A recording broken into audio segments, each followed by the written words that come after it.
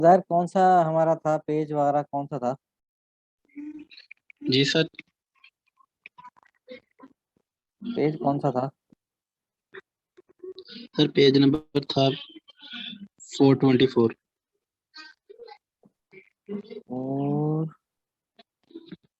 424।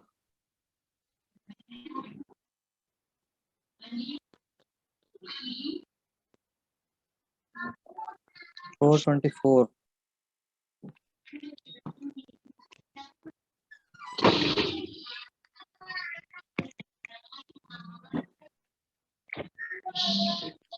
Light जला था। उजैर, वो आपने क्वेश्चन किया था वो समझ आया? फिर वो क्वेश्चन ये नहीं समझ आया? जी सर हो गया था सोल्व, समझ आ गई थी। 424। 424 नहीं था यार, कौन सा कह रहे हो? सही कह रहे हो गलत कह रहे हो? सर 426 होगा।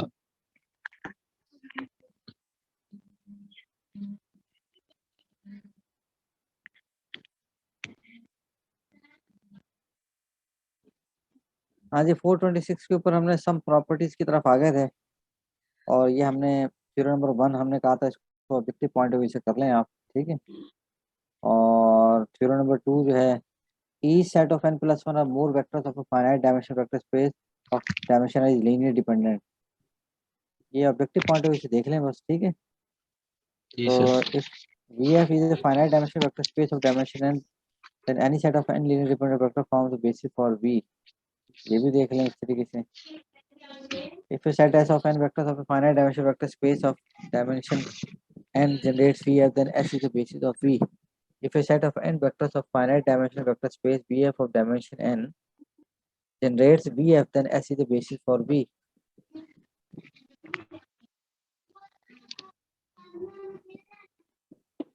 अच्छा, खत्म। डायमेंशन ऑफ सब स्पेस की हम बात कर रहे हैं आज। ठीक है। कहता है ई जी सब sir. Space W of finite dimension vector space of dimension है is a finite dimensional space with dimension m less than equal to n। कहता है अगर डायमेंशन वेक्टर स्पेस की n है तो उसकी सब स्पेस की डायमेंशन जो होगी वो या तो n होगी या उससे कम होगी। बात समझ आ रही है? या बराबर होगी या कम होगी। समझ आ रही है बात आ रही है? और अगर बी डब्ल्यू के बराबर आ जाती है तो डायमेंशन ऑफ बी और डायमेंशन ऑफ डब्ल्यू बराबर होंगे। ठीक है। तो ये एक रिजल्ट हमें मिल गया कि ई सब स्पेस ऑफ है वगैरह वगैरह। ठीक है, सही है। जी सर। जहाँ जहाँ थोड़ा बहुत जरूरत होता है हम प्रूफ भी करते हैं, लेकिन सारे प्रूफ करने का फायदा नहीं है ना। फिर कहते हैं कि let S be a basis of finite dimension vector space B F of dimension N, then every element alpha of B can be uniquely expressed as.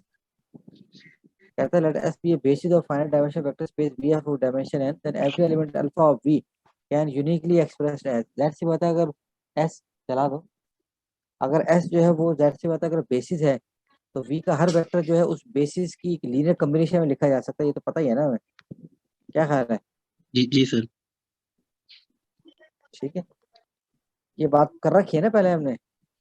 Ji sir ये डेफिनेशन भी था इफ डब्ल्यू बेसिस वन की। W two are to, हाँ साथ पढ़ के आया करो उजैर, तुम पढ़ के आया करो। समझ आ रही है बात मेरी? जी sir. If W one W two are subspace of final dimension vector space V, then dimension of W one W two is equal to dimension of W one plus dimension of W two minus dimension of W one intersection W two. यानी कि dimension W one plus W two जो कि सब space उनकी dimension क्या है basically बराबर आएगी dimension of W one plus dimension of W to. मगर माइनस करना पड़ेगा किसके? Dimension of W one intersection W to से। तब कहीं जाके dimension of W one W to के बराबर जो होगा। बात समझ आ रही है? ये जी फार्मूला ध्यान में रखेंगे सर। आप, फार्मूला ध्यान में रखें। ठीक।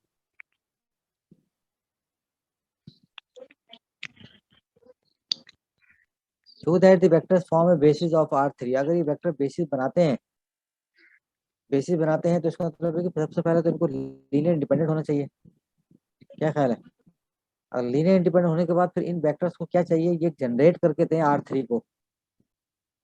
क्या ख्याल जी है? सर। ऐसी ये देखते हैं किस तरह करता जी है। Sir. We show that the set form basis therefore dimension of R three is equal to. अगर ऐसा हो गया कि इन तीन वेक्टर्स ने बेसिस बना दी, बेसिस बन गई आर थ्री की, तो फिर बेसिस में कितने एलिमेंट है? तीन। तो फिर इसके साथ डायमेंशन ऑफ आर थ्री क्या हो जाएगी? थ्री हो जाएगी। क्या ख्याल है? If we show that the set S is linear independent, then the set will also form a basis of R3। ठीक है, तो वो आप लीनियर इंडिपेंडेंट कैसे चेक करते हैं, वो आपको पता ही है कैसे चेक करते हैं, क्या ख्याल है? जी सर। ठीक है, ए यहाँ लगाया, बी यहाँ लगाया, इस तरह करके इज इक्वल टू जीरो, फिर इम्प्लाइज करना शुरू किया, तो ये सिस्टम इक्वेशन बन गया आपके पास। Now we shall solve this equation to get जी द sir. Values of this, multiply equation two by, solve कर रहा है, सॉल्व करके पता चलता है ये सारे के सारे जो है वो ये आप कर लेंगे, ठीक है। जी सर ठीक। अब उसने एक यहाँ रिजल्ट यूज किया है यहाँ पर ना, see theorem 3 page number 427, theorem 3 page number 427।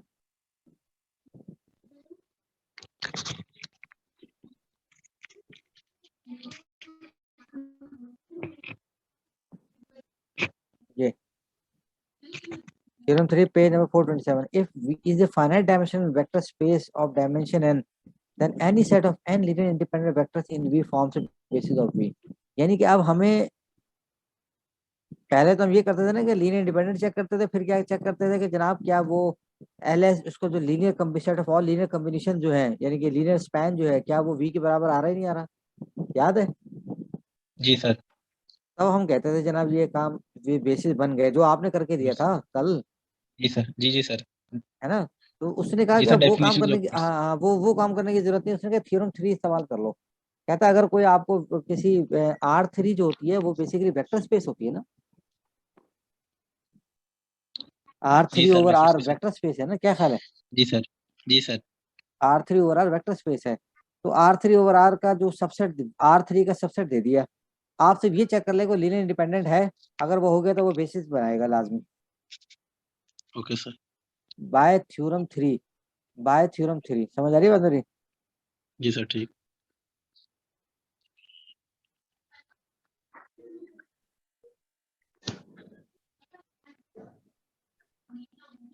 हम कहाँ थे?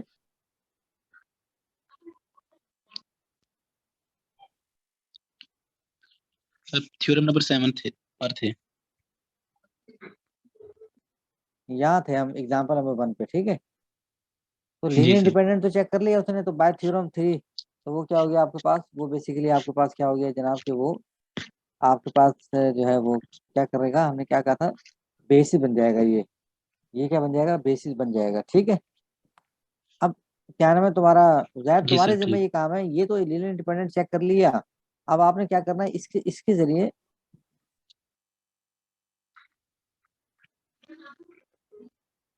अब उसने जी देखो सर। बड़ी इंपॉर्टेंट, इसने एक बड़ी इंपॉर्टेंट बात की है। आप हम ये पढ़ चुके हैं कि जो लीनियर इंडिपेंडेंट वेक्टर्स होते हैं, सेट जो होता है उसके जो एलिमेंट्स होते हैं उनकी तादाद जो होती है, वो हमें पता है स्टैंडर्ड लीनियर, ये जो वेक्टर्स हैं ये क्या है, ये स्टैंडर्ड तौर पर यह बेसिस बनाते हैं किसकी, R3 की। सर स्टूडेंट्स को ऐड कर ले। कर लिया ऐड है उजैर? आपको पता है ना कि ये हम प्रूफ कर चुके हैं, ये जो सेट है ये बेसिस बना देता है किसकी, R3 की। जी सर बनते। वी थ्री ओवर फील्ड की particular example R3 over R, ये बेसिस जी सर। बनाते हैं। बेसिस में 3 एलिमेंट है, तो इसका मतलब R3 के एलिमेंट कितने हैं, 3, R3 की डायमेंशन क्या होगी, 3, क्योंकि बेसिस के एलिमेंट जो होते हैं वो बेसिकली वेक्टर स्पेस की डायमेंशन को शो करते हैं। तो लिहाजा एस एस के अंदर, ये जो एस है इसके अंदर 3 एलिमेंट है, तो इसका मतलब ये हुआ कि हमारी जो वेक्टर स्पेस है उसके एलिमेंट, उसके अंदर उसकी बेसिस, इसकी डायमेंशन क्या होगी, 3, ऐसे ही है। ठीक है जी। अब जी सर। R3 डायमेंशन 3 आ गई, इनकी फाइनाइट डायमेंशनल बन गया, R3 वेक्टर स्पेस है और क्या बन गया, फाइनाइट डायमेंशनल, जी सर। हो गया ना फाइनाइट डायमेंशनल। जब फाइनाइट डायमेंशनल हो जी जाए सर ठीक। तो फिर थ्योरम 3 अप्लाई करते हैं, जब फाइनाइट डायमेंशन हो जाए तो थ्योरम 3 अप्लाई करते हैं। यानी कि जब कभी ओके आपके सर। पास आपको फाइनाइट डायमेंशनल वेक्टर स्पेस होगी, उसका अगर सबसेट कोई लीनियर इंडिपेंडेंट होगा तो वो लाजमी तौर पर बेसिस बनाएगा। हाँ बेटा उधर याद रहेगा? जी सर, क्या बोला आपने भी? नहीं सर समझ आवाज आएगा आपको? कट गई थोड़ी सी। सर आवाज कट गई थोड़ी सी। मैंने ये कहा कि ये जो वेक्टर्स नजर आ रहे हैं ना, ये जो वेक्टर नजर आ रहे जी हैं ये सर। वाले, ये वेक्टर्स जो हैं ये जी। बेसिकली V3 ओवर F जो भी वेक्टर स्पेस होती है उसकी ये बेसिस बन जाती हैं। V3 ओवर F से क्या मुराद है, R3 ओवर R, ठीक है। तो अगर जी ये सर उसकी बन बेसिस जाती। है तो इसके अंदर जितने नंबर ऑफ एलिमेंट्स हैं उतनी ही R3 की डायमेंशन बन जाएगी। डायमेंशन ऑफ R3 क्या होगी, 3। ये तो फाइनाइट डायमेंशनल हो गया जी ना। सर। जब ये फाइनाइट डायमेंशनल जी हो सर। गया तो ये रिजल्ट लगा सकते हैं थ्योरम 3 पेज 427। और जी ये सर रिजल्ट ठीक। क्या है कि अगर आपके पास फाइनाइट डायमेंशनल वेक्टर स्पेस हो, अगर आपके पास फाइनाइट डायमेंशनल वेक्टर स्पेस हो तो उसका अगर कोई सबसेट लीनियर इंडिपेंडेंट है तो वो बेसिस बनाएगा। तो इसका मतलब यह हुआ ठीक सर इसका कि R3 का, इसका मतलब R3 का कोई भी सबसेट जो लीनियर इंडिपेंडेंट होगा वो R3 की बेसिस होंगी। ठीक सर। नहीं सर, क्या समझ आया? जी सर कि अगर ये अगर हमने चेक कर लिया ना ये वाला सारा, तो हमने थ्योरम 3 के मुताबिक ये था कि अगर लीनियरली इंडिपेंडेंट हम सिर्फ चेक कर लेना उसके लिए, तो फिर बेसिस हो जाएगा। हाँ, इसका मतलब है अब R3 फाइनाइट डायमेंशनल है और उसकी डायमेंशन 3 है, तो अब इसका कोई भी सबसेट S जो लीनियर इंडिपेंडेंट हो तो फिर वो फौरी तौर पर जो है ना बेसिस बन जाएगा। वो सेट कौन बन जाएगा? जैसे इस सेट को चेक किया, ये लीनियर इंडिपेंडेंट था। आपको पता है बेसिस एक से ज्यादा हो सकती है, किसी वेक्टर स्पेस की बेसिस एक से ज्यादा हो सकती है। समझ आ रही है बात मेरी? जी सर। जी तो सर। और से पढ़ना ये बहुत इंपॉर्टेंट है, बहुत important. Okay sir. Whether not the following vector form basis of R3। R3 की बनाती है नहीं बनाती? पहली बार तो R3 की डायमेंशन 3 है। अगर ये सेट ऑफ वेक्टर जो है लीनियर इंडिपेंडेंट हो गए तो फिर ये क्या बनाएगा? ये बेसिस बना देगा किसका? R3 का। क्या ख्याल है? जी सर ठीक।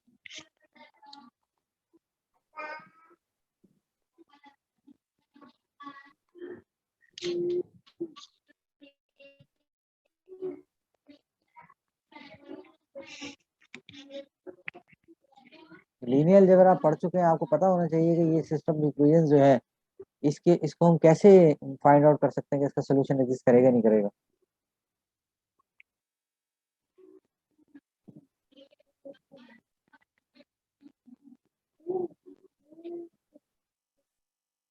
यानी कैसे करते हैं ये? बेसिकली इसके अंदर जो ए मैट्रिक्स बनेगा वो 3x3 का मैट्रिक्स बनेगा, ठीक है? जी सर। A3 इसमें जो ए बनेगा और आर्गुमेंटेड मैट्रिक्स जो बनेगा वो भी यही बनेगा, क्योंकि आखिर में 0 0 आ रहा है ना। अब आपने क्या करना है, इसको रेड्यूस जी सर। एचेलॉन फॉर्म में लेके जाना है। रेड्यूस एचेलॉन फॉर्म में लेके जाने के बाद अगर आपको number of non zero rows equal to the number of variables हो जाए तो सिस्टम जो होगा वो यूनिक सोल्यूशन रखेगा।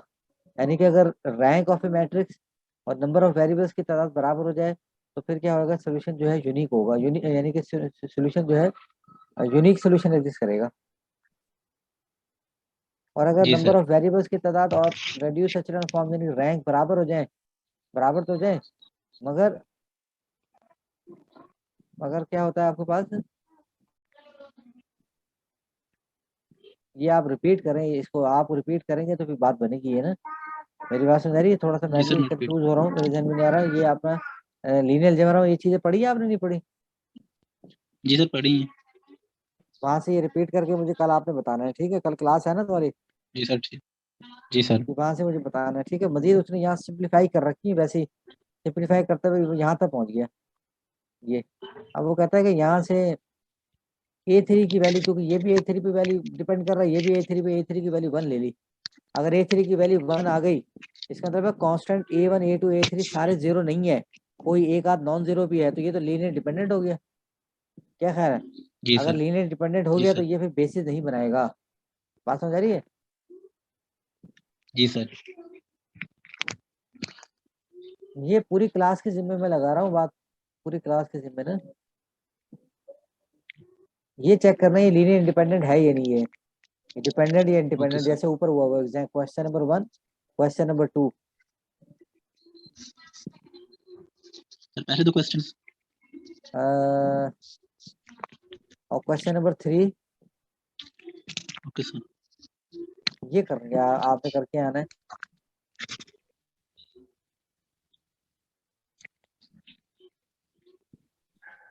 Okay sir. सर आपने स्क्रीनशॉट ले लिया?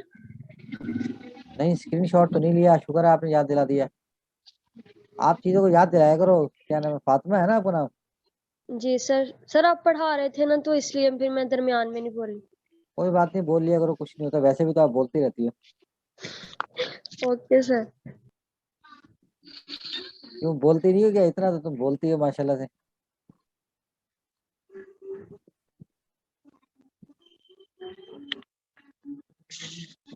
वो जो वीडियो वायरल होती है उस वीडियो को खत्म कराओ, अच्छा नहीं लगता, बुरा लगता, टीचर है वो आपके। जी सर बिल्कुल सर, उन्होंने गलत किया सर, मैंने वैसे बोला तो नहीं था बस जो सर। अब भी है, उन्होंने लेकिन बात वाह, मुझे तो बड़ा दुख हुआ देख के। मैंने कहा देखो ये कोई बातें करने की, ये कोई मजाक हो रहा है, सर क्या वो हो रहा है तो ये? सर वो एडिटिंग गलत की है ना उन्होंने। हम्म, सर मैं तो हर बात पे जी सर कहती हूँ, तो उन्होंने नहीं नहीं, मुझे पूरी पता है बात में आप, यही कि आपका सर मुझे जी पता है कि आप माशाल्लाह से अच्छी स्टूडेंट हो। आप ना अच्छी स्टूडेंट हो, बदतमीज नहीं हो, तमीजदार हो, ये मुझे अंदाजा है। मैंने आपको पहले पढ़ा रखा है, मुझे पता है ना। जी सर थैंक यू। ये सारे बच्चे माशाल्लाह से अच्छे हैं, ऐसी बात नहीं है। आपकी क्लास ओवरऑल, आपकी क्लास अच्छी क्लास है, मैंने पढ़ाया, मुझे मेरा एक्सपीरियंस तो यही है। ओवरऑल आपकी थैंक क्लास यू। अच्छी क्लास है, बुरी क्लास नहीं है आपकी class. Thank you so much sir. एक सेकंड होल्ड कर देना।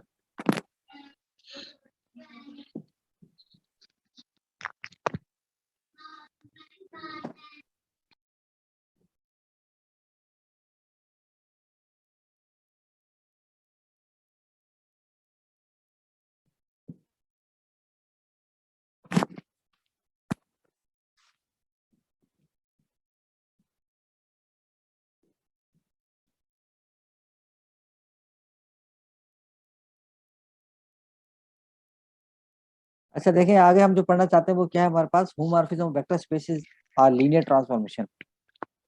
वेक्टर स्पेसेस की होमोमॉर्फिज्म या लीनियर ट्रांसफॉर्मेशन, समझ आ रही है? ये दो नाम है इसके। तो जी कैसे सर। करेंगे? आप ग्रुप होमोमॉर्फिज्म पढ़ चुके हैं आप ना, ग्रुप में होमोमॉर्फिज्म क्या होती है, ठीक है?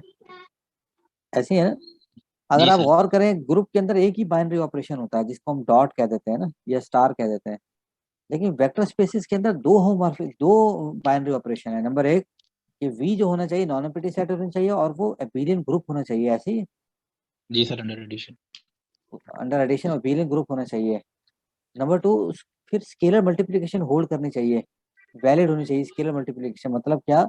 F cross V to V, dot F cross V to V should be a function, dot from F cross V to V should be a function. मतलब एक एफ का एलिमेंट एक वी का एलिमेंट डॉट के जरिए join करेंगे, वापस element किस में चला जाएगा? वी वी में में। चला जाएगा, ठीक है। तो अब इसका मतलब वेक्टर स्पेस में दो बाइनरी ऑपरेशन है हमारे पास, तो वही दो बाइनरी ऑपरेशन इन्होंने यहाँ शो कर रखे हैं। नजर आ रहा है उधर? देखो जरा, जी सर। ये क्या है? ये तो वी के एलिमेंट, अल्फा बीटा हम वी के एलिमेंट लेते हैं ना, तो अंडर जी सर। एडिशन उसको शो कर रहे हैं। अंडर एडिशन उसका एडिशन का ऑपरेशन प्रिजर्व करवा रहे हैं डोमेन में और रेंज में, ठीक है। और ये क्या है? जी ये तो सर, ठीक स्केलर है। मल्टीप्लिकेशन नहीं है, अल्फा और ए फील्ड का एलिमेंट होता है। जी सर। समझ आ गई बात? जी अब सर। वो कहते हैं कि let U F be F be two हो बी, ये फातिमा बात सुनो बेटा, जी सर। मॉर्निंग वालों पे नजर रखा करो और उनसे पता करो। मॉर्निंग, मैंने मॉर्निंग को पढ़ाया था कभी? जिस जमाने में अ, मैकेनिज्म में पढ़ाता था आपको, तो मॉर्निंग को पढ़ाया था मैंने मैकेनिक्स। जी सर, फोर्थ में मेरा हाँ ख्याल पढ़ा आपने पढ़ा पढ़ा। हाँ दोनों हाँ पढ़ाया क्लासेस था, को पढ़ाया आपने था तो, पढ़ाया था। हाँ। जी जी जी जी, याद आ गई, याद आ गई, बिल्कुल याद आ गई, बिल्कुल याद आ गया। बस ये है कि नजर रखो वो क्या क्या चीजें पढ़ रहे हैं, क्योंकि हो सकता है पेपर मैं बनाऊं या पेपर ना बनाऊं, तो वो चीजें आपने पढ़ी हो ताकि आप वहां से भी अटेम्प्ट कर सके। नजर रखें उनपे ना, उनसे लेक्चर ले लिया करो। उनके शायद टीचर ने जो है ना एक पीडीएफ शेयर कर दी होगी, उससे पढ़ा रहे होंगे वो शायद ना। जी सर, सर मैं उससे नोट्स मंगवा लूंगी, वो आपके साथ भी शेयर कर दूंगी और क्लास के हाँ साथ भी। हाँ, उनसे क्लास को भी बताओ भी यही चीजें पढ़ी है उन्होंने, ताकि वो अब पेपर अगर बने तो आपको कम से कम पता तो हो ना क्या चीजें हैं। ऑब्जेक्टिव वहां से थोड़ी बहुत तैयार कर लो, और मजीद पता करो वो आगे हैं हम आगे हैं। जी सर, सर जिस दिन आपने कहा था ना उस दिन तो हम 2 टॉपिक उनसे आगे थे। अब नहीं पता, 1 हफ्ता हो गया है, अब पता नहीं चलो वो आगे हैं या हम। ठीक है। अब देखें यहाँ हम डेफिनेशन है, let U F and V F be two vector spaces, then a mapping f from u to v is called a homomorphism linear transformation of u onto v into v if f of alpha plus beta is equal to f of alpha plus f of beta for all alpha beta belong to u, and f of a alpha is equal to a f of alpha for all a belong to field and f for all alpha belong to u. The condition 1 and 2 can be combined into a single condition F of a alpha plus F of B, इन दोनों को combine करके हम ऐसे भी लिख सकते हैं, ठीक है। जी इसमें सर। कोई मसला हो तो पूछ सकते हैं आप मेरे साथ ना। जी सर उसके ठीक। बाद ये क्वेश्चन ऑब्जेक्टिव में आ सकता है कि अगर एफ होमोमॉर्फिज्म है बिटवीन लीनियर ट्रांसफॉर्मेशन है बिटवीन टू वेक्टर स्पेसेस, तो जीरो एलिमेंट जो है, जो यू का जीरो एलिमेंट है, वो मैप होकर कहाँ चला जाएगा, वी के जीरो एलिमेंट पे। समझ आ रही है मेरी? ओके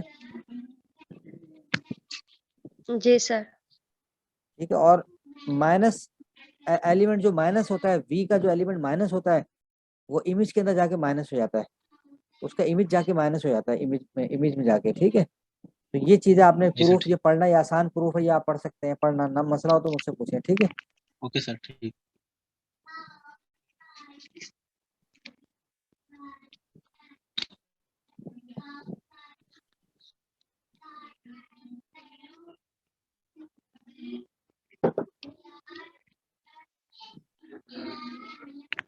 ये सारा नोट पढ़ लेना, आसान सा है ये।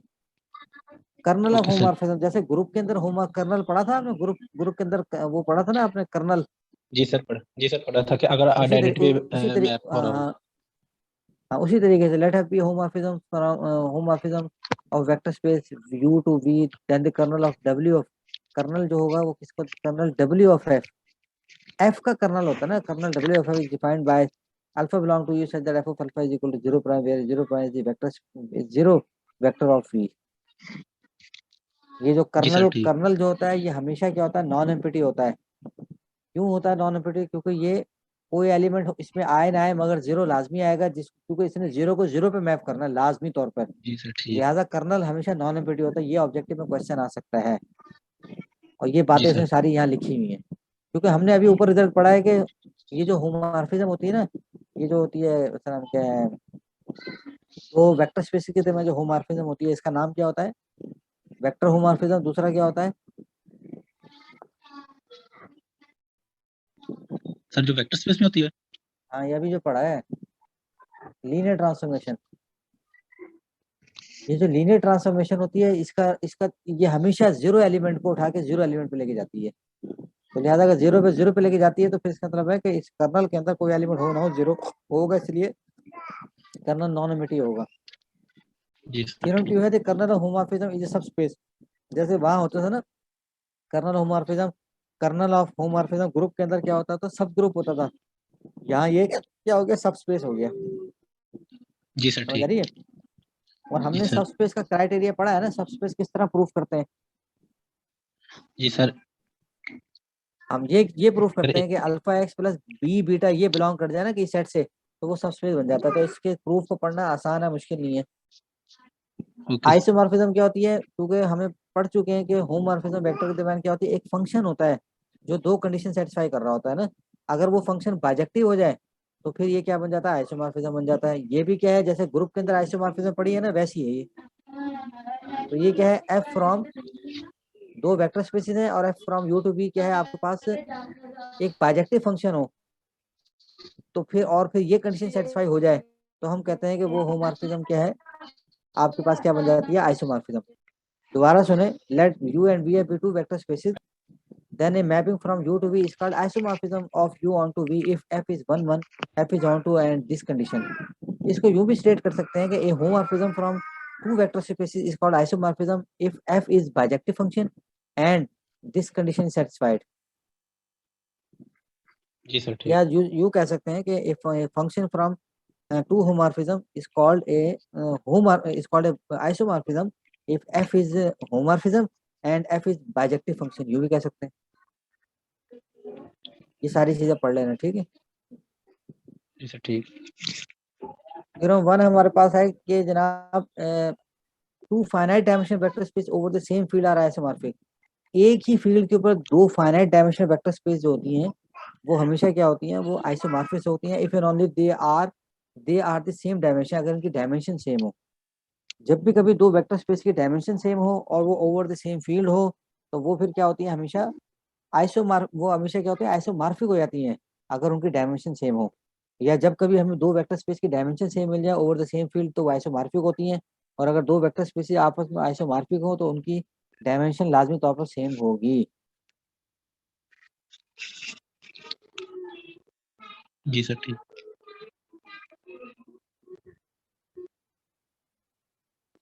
ये तो कहते हैं कि every n dimensional vector space is isomorphic to VNF।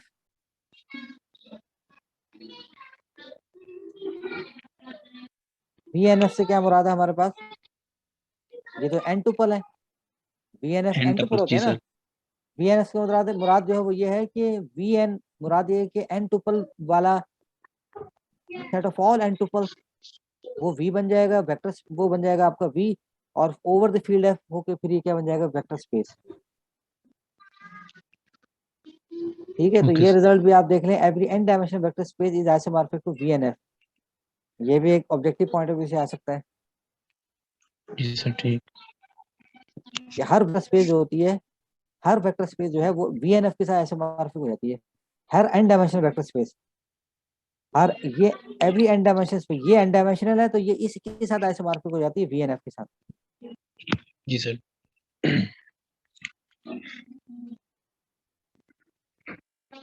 ये एग्जांपल आ गई थी, mapping F from V3 to V2 defined by V3 में तो 3 टुपल होते हैं और V2 में 2 टुपल होते हैं, तो ये आइसोमॉर्फिज्म है from V3F to V2F। What is the kernel of this homomorphism? इसका होमोमॉर्फिज्म कर्नल क्या होगा? ये बेटा आपने कल क्या नाम है तुम्हारा, उजैर सारा पढ़ के आया ना, ये मुझे समझाना है, आपने समझाना है मुझे। फातिमा, जी फातिमा, सर। जी आपने सर। एग्जाम्पल पीछे से सारा पढ़ के आना, एग्जाम्पल नंबर 1 आपने मुझे समझानी है, आपने और ओके सर। उजैर ने। आसान है।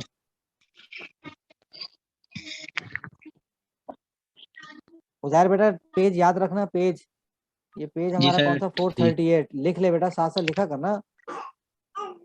जी सर लिख लिया। एग्जाम्पल नंबर 2 छोड़ दें आप बेशक, एग्जाम्पल नंबर 3 की तरफ आ जाएं।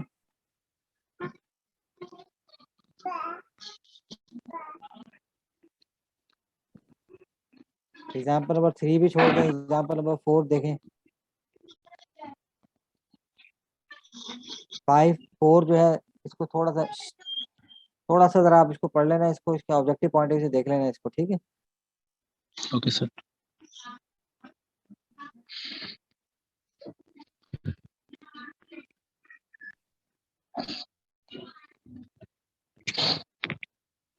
ये एग्जाम्पल नंबर 5 से स्टार्ट करेंगे कल हम, ठीक है बेटा।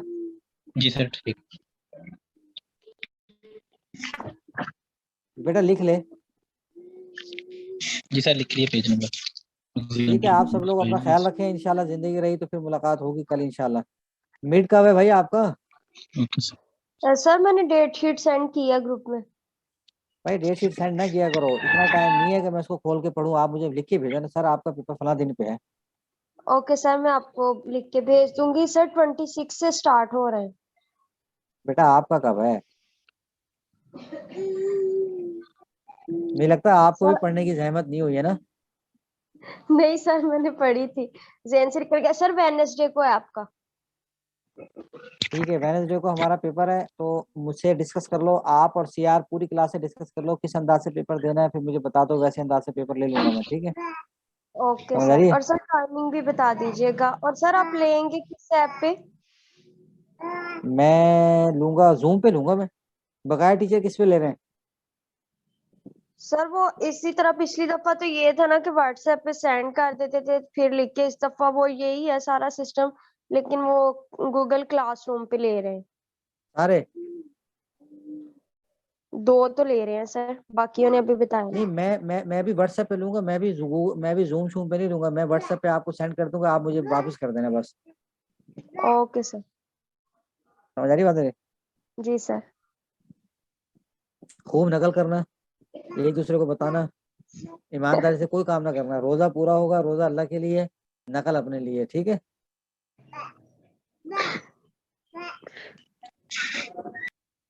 ठीक है, हंसो शाबाश, अल्लाह हाफिज।